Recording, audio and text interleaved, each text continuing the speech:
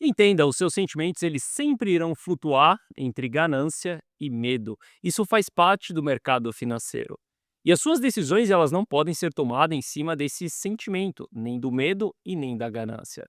Eu sei que quando tudo está subindo, você quer colocar mais dinheiro para dentro. Eu sei que quando você está no lucro, você só pensa, por que eu não coloquei mais dinheiro lá atrás? E eu sei que quando o mercado está caindo, você entra em desespero, medo, muitas das vezes não tem coragem de comprar, não tem coragem de colocar mais dinheiro para dentro.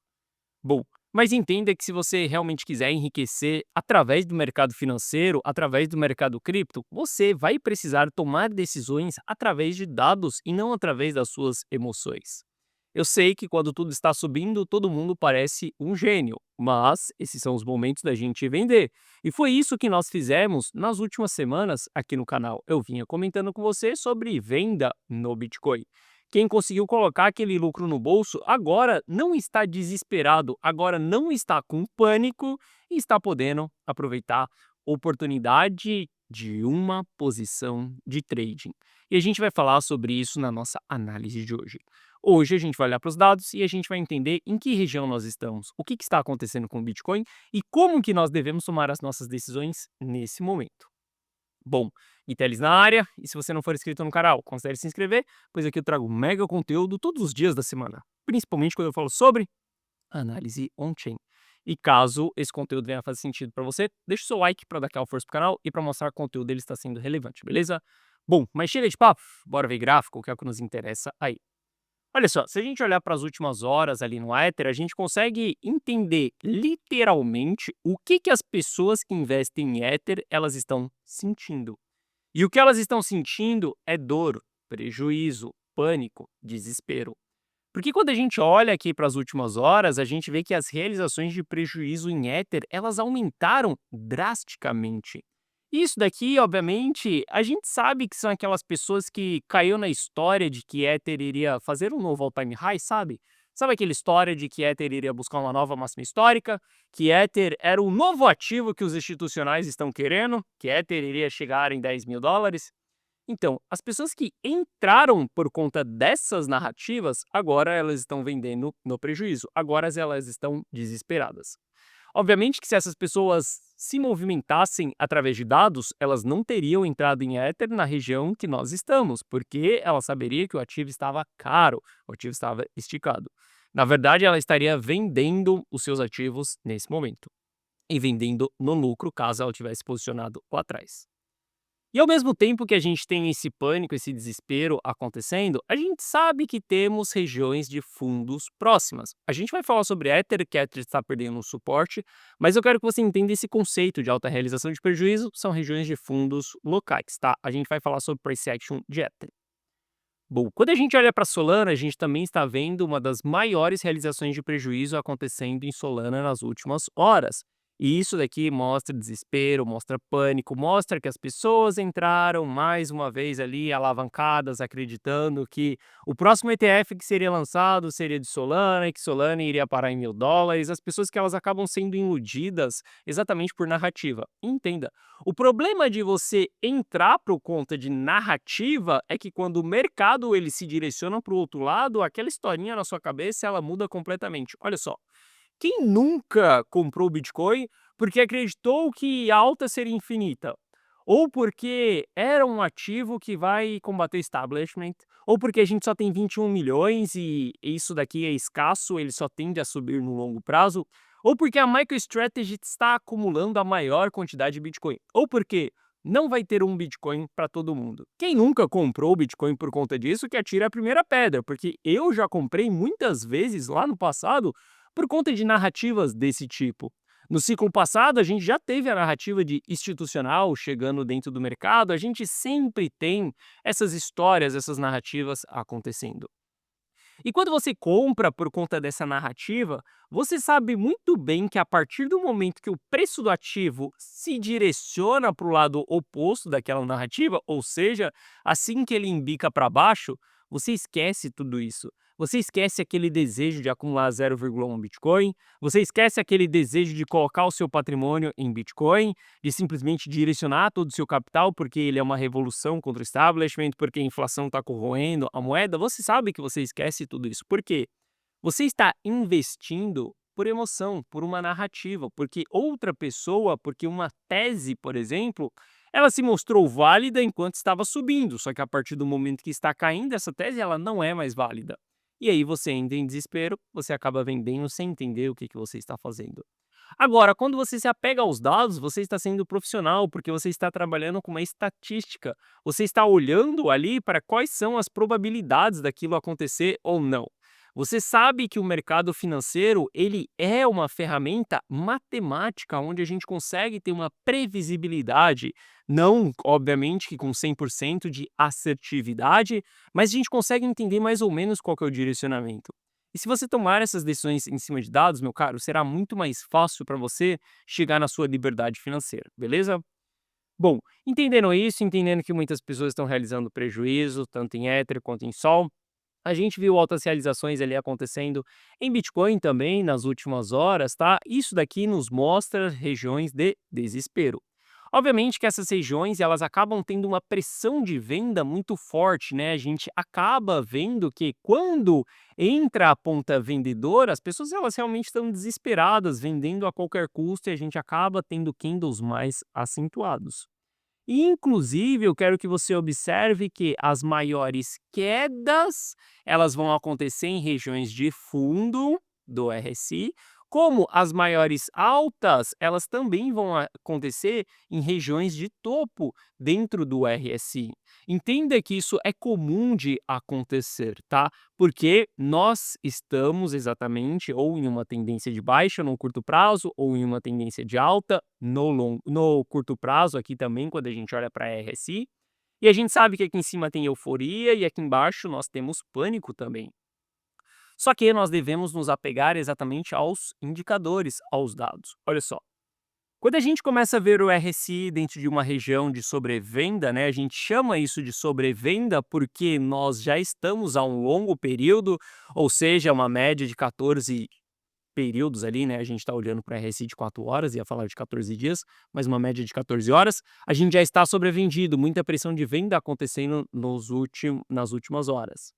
A gente começa a ver um grande aumento de volume dentro dessa região e a gente começa a ver interesse comprador através do pavio que está acontecendo nos candles. Não vamos considerar esse pavio aqui ainda, porque esse candle ainda não fechou, falta 2 horas para ele fechar, mas a gente já começa a ver pavio aqui. Inclusive, a gente vê o ativo perdendo fundo e voltando a subir, perdendo fundo e voltando a subir. Isso daqui gera muita liquidez para pontos de entrada. E quando a gente olha para essa região que nós estamos aqui, com todos esses indicadores e principalmente com o RSI subindo, o RSI ele significa Índice de Força Relativa. Ele também nos mostra qual que é a pressão que está sendo vigente naquele momento. Se o RSI ele começa a cair, significa que nós estamos entrando com pressão vendedora. Se o RSI ele começa a subir, significa que nós estamos entrando com pressão compradora. Entendendo isso, entendendo a região que nós estamos e o que o RSI ele está nos mostrando, é um sinal de que há um interesse comprador dentro dessa região. Não é um interesse comprador amador. Não é um interesse comprador que está acreditando que Bitcoin vai voltar para 125 mil dólares, que vai fazer uma nova máxima histórica. Não é um interesse comprador para isso, mas é um interesse comprador para uma movimentação de alta dentro de um gráfico de 4 horas, por exemplo, que seria levar um RSI ali para 65 de volta, seria fazer um topo mais baixo que o topo anterior, ou até mesmo fazer um topo mais alto do que o topo anterior. Eu não sei qual que é a movimentação que o mercado vai entregar. O que eu sei é que essa região aqui que começa a ser apresentada no momento atual que nós estamos é uma região de fundo. Aqui eu não sei se a gente vai caracterizar um fundo duplo lá na frente, como eu te falei na data de ontem, eu não sei se a gente vai lateralizar, eu não sei se a gente vai fazer um flush e voltar, eu não sei qual será o padrão gráfico que vai aparecer dentro dessa região. O que eu sei é que dentro dessa região nós estamos em região de fundo. Da mesma maneira como aqui atrás eu havia comentando com você que aqui era a região de topo, porque nós começávamos a ter as divergências no RSI, aumento de volume, entendendo que estava aumentando a pressão vendedora, exaustão compradora, e aqui a gente faz as nossas vendas. Inclusive, se você olhar para as minhas principais vendas, elas aconteceram no 116, exatamente dentro dessa região. Depois que eu fiz as vendas, o mercado ainda continua subindo, não tem problema nenhum ele continuar subindo, porque eu não quero o preço mais caro nem o preço mais barato. Eu só quero entender em qual região eu estou. E aqui eu tomo uma decisão de saída, ótimo. Algumas horas depois, foi uma péssima decisão, porque o preço do ativo continuou subindo, só que quando a gente olha no consolidado, o preço caiu, então foi uma boa decisão. Entenda que se você jogar o jogo sempre entendendo qual que é a região que nós estamos, se é fundo ou se é topo, você consegue modelar uma estratégia para isso, ou seja, decisões de entrada, decisões de saída, stops, posições estruturadas, entendendo que há uma probabilidade ao seu favor. Olha só, eu não tenho uma certeza plena, 100%, de que aqui o Bitcoin vai bater fundo e ele vai voltar a subir. Se eu tivesse essa certeza, meu caro, eu já estaria bilionário faz um tempo, e não estou bilionário ainda. Só que a gente sabe que há uma probabilidade ao nosso favor, seja uma probabilidade de 51%, nós podemos trabalhar a favor dessa probabilidade. Porque a gente sabe que no longo prazo, no consolidado, estaremos no lucro, porque a gente vai perder 49% das vezes e a gente vai acertar 51% das vezes. Isso significa que no longo prazo você terá mais dinheiro do que o que você tinha na hora que você começou. Jogue esse jogo no momento do ciclo atual que nós estamos de comprar e vender os ativos. Aquelas pessoas que não souberem vender os ativos, igual foi a oportunidade de venda que nós tivemos em Bitcoin aqui na semana passada, essas pessoas são as mesmas pessoas que estão fazendo essas altas realizações de prejuízo. São as mesmas pessoas que estão no sentimento inverso, no momento errado, querendo vender o ativo quando a gente está em zona de fundo e querendo comprar o ativo quando nós estamos em zona de topo. Não é à toa que 95% dos investidores eles perdem dinheiro. Isso porque eles acreditam simplesmente nas narrativas. Eles acreditam que a alta é infinita, que dessa vez vai, que agora está tudo certo, agora é a solução da vida dele, a grande tacada dele enriquecer. Pare de buscar isso. Pare de buscar a sua chance perfeita de sair do nível que você está. Pare de buscar a solução mágica para a sua vida. Comece a focar em consistência. Isso para qualquer área da sua vida. Olha só, você quer ter um bom relacionamento, um bom casamento? Foque na consistência, não no momento perfeito. Se você quer entrar num peso ideal, foque na consistência, não na fórmula mágica, não na injeção mágica. Se você quer enriquecer, foque na consistência, não em jogar na Mega Sena e simplesmente tudo estar resolvido em uma sexta-feira, por exemplo. Entenda, você precisa focar na consistência.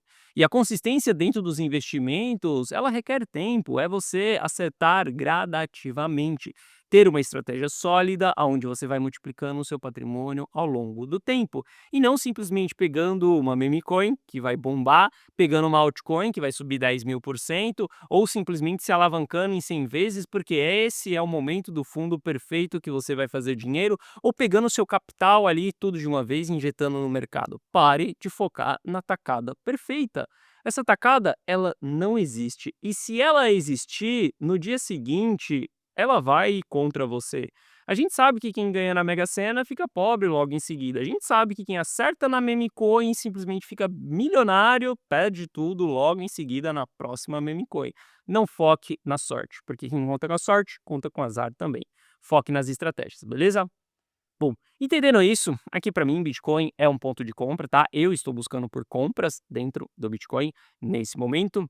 Quando a gente olha para Polkadot, a gente está vendo o Polkadot aí com os mesmos padrões que o Bitcoin, tá? Inclusive esse último candle aqui que nós estamos tendo, ele está perdendo um fundo anterior, gerando muita liquidez também, tá? Não vamos interpretar que já é um candle de reversão, porque a gente precisa aguardar o fechamento desse candle, mas o fato é que a gente começa a ver a RSI subindo. Isso daqui pode levar algum tempo para a gente ter uma movimentação de alta acontecendo no Bitcoin. Pode levar alguns dias para isso acontecer.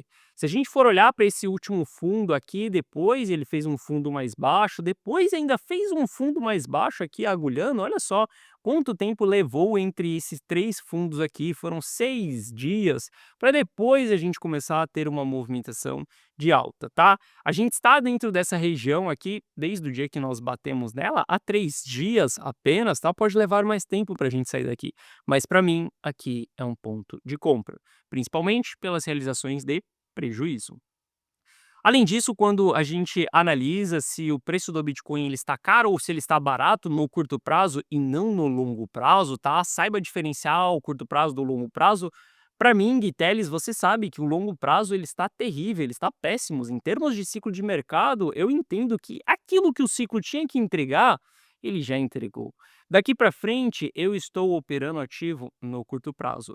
Porque quando você olha para time frames intradiários, não importa se a gente está em bull market ou bear market, você sempre terá oportunidades dentro de um time frame intradiário. Inclusive, se você estiver operando dentro de um gráfico de 5 minutos, se você estiver operando mais no curto prazo ainda, no day trade, você precisa menos ainda se preocupar com aquilo que está acontecendo no longo prazo. Quanto menor o time frame, mais distante a sua decisão ela está daquilo que está acontecendo no longo prazo, tá? E para mim a única maneira que eu tenho de sobreviver ao longo de um bear market é operando no curto prazo. Estando com capital protegido, obviamente, do bear market, não vou fazer uma alta exposição sem um gerenciamento de risco, sem um stop, acreditando que é um sinal de position trade, que a alta vai ser infinita, nem a pau que eu vou fazer isso. Obviamente que eu vou entrar de uma maneira estruturada. Vou entrar parcialmente nas movimentações, vou ter ponto de stop, vou ter gerenciamento de risco e vou saber realizar prejuízo caso eu precise, que é exatamente um stop. A realização de prejuízo através de um stop, ela é um gerenciamento de risco. Você tem que saber o momento de estancar o sangramento. Para mim, nessa movimentação que nós estamos tendo, ainda é oportunidade de compra e não oportunidade de saída, beleza? Bom, Bitcoin ainda continua em zona ali de preço barato, tá? Nós estamos longe de preço caro, que é a linha verde lá em cima. Ether também está dentro de uma zona de preço barato e não em uma região de preço caro. Quando a gente olha para Ether no price action, ele está um pouco feio, porque a gente perdeu um suporte bem relevante. E recentemente a gente está vendo movimentações em Ether que ele anda meio que em linha reta, né? Tanto na alta quanto na queda. Olha só, quando a gente olha para a última queda que Ether teve, veja que ele vai e vai embora, ele não entrega nenhum pullback. O primeiro pullback que ele entrega dentro ali de um gráfico diário, por exemplo, já é a próxima pernada de alta, ou seja, a gente está vendo que Ether está se movimentando meio que em linha reta. Esse é um ativo que eu não estou operando nesse momento e quando a gente olha aqui para o ponto que nós estávamos, ele não conseguiu se segurar dentro de uma região de interesse comprador. Obviamente que a gente continua buscando por um novo fundo em Ether e ele vai formar um novo fundo aqui em alguma região. Seja um fundo periódico que ele vá perder mais na frente, depois de um certo período, ou seja, um fundo para ele reverter. O grande problema de Ether e o porquê que eu não estou operando Ether é que muitas pessoas se alavancaram recentemente, acreditando que essa alta ela iria ser infinita. E eu sei que isso é muito combustível para a gente ir para baixo. Então, se for para operar ativos, vou escolher outros ativos. Prefiro operar Bitcoin, prefiro operar Polkadot nesse momento do que até mesmo Ether, beleza? Bom, trazendo aqui Matic ou Paul, né? Para mim ainda está como Matic aqui. Quando eu construí esse indicador lá atrás, se chamava Matic. Apenas para que a gente entenda como que é o comportamento de algumas altcoins. Matic também está em regiões de preço barato, ou seja, regiões que a gente pode buscar por trades na ponta compradora. Quando a gente olha para o longo prazo do Bitcoin, as coisas estão feias, as coisas estão péssimas e o sentimento ele veio piorando nos últimos dias. Esse sentimento de medo aqui, ele faz com que a gente engate em bear markets profundos. Esse será o sentimento vigente ao longo de um bear market profundo. O sentimento ele não será positivo. Isso não significa que a gente não tenha oportunidades de tradar os ativos, né? Quando a gente olha para o ciclo passado de 36 mil dólares até 46 mil dólares, aqui a gente teve uma baita de uma alta aí ao longo desse caminho. Deu para fazer muito dinheiro. Inclusive, nesse período aqui, a gente teve 3 pernadas, né? Foi de 35 até 42, voltou ali, por exemplo, para 37, foi até 40 de novo, depois voltou para 38 e foi até 45 mais uma vez. São períodos onde a gente pode tradear o ativo. Só que ver esse sentimento negativo aqui, cara, saiba que a gente está com o longo prazo extremamente feio. Aqui jamais fique rodando as suas posições. Aqui jamais fique sem caixa na mão. Aqui jamais fique acreditando que a alta ela vai ser infinita. Bom, quando a gente olha para a demanda do Bitcoin, a demanda continua piorando nos últimos dias, ela deu uma piorada aí, e essa ausência de demanda, cara, vai fazer com que as pessoas que estiverem holdando os ativos possam se machucar muito ao longo desse processo. Entenda que um grande bear market ou até mesmo um corona crash da vida, uma grande queda, ela sempre acontecerá no longo prazo dentro dessa região vermelha aqui. Sempre esteja trabalhando com estratégias de proteção no longo prazo dentro dessas regiões. Bom, se a gente olhar ali para termos de ciclo, a gente já entregou o que tínhamos que entregar nesse ciclo, tá? Saímos de capitulação, batemos euforia. O que acontece ciclo após ciclo? Para mim, a grande oportunidade ela só estará lá na próxima fase de capitulação, que é onde a gente pode sim pegar grandes quantidades de dinheiro e tentar dar uma tacada, mas saiba que não será a tacada perfeita que vai resolver a sua vida em uma sexta-feira. Essa tacada, ela levará uns 3 anos para você colher o grande resultado. Por exemplo, os grandes resultados que eu colhi nesse ciclo aqui foram exatamente das coisas que eu fiz lá quando a gente estava no fundo do mercado, no fundo de 2022. Ou seja, levou alguns anos para eu colher aquele grande resultado.